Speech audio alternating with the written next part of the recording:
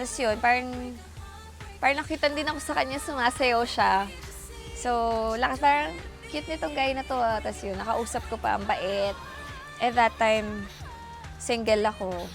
So yun, lumabas-labas kami until yun, nagka-developan na. Subalit matapos ang kanilang 2 taong relasyon, Kasi na-realize namin, dumating kami sa point na parang 2 years na tayo, tapos ang bata pa natin. Tapos nagpapakatali na tayo sa isa't isa. Naku, mukha yata hindi ako updated.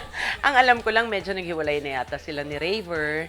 So, hindi ko naman alam kung anong dahilan kung bakit sila naghiwalay. Hindi naman namin alam na wala na sila. Talaga? Sabi ko, magpagayunpaman, Thankful ako kasi talagang nakatulong din siya sa akin para maging okay ako sa buhay ko.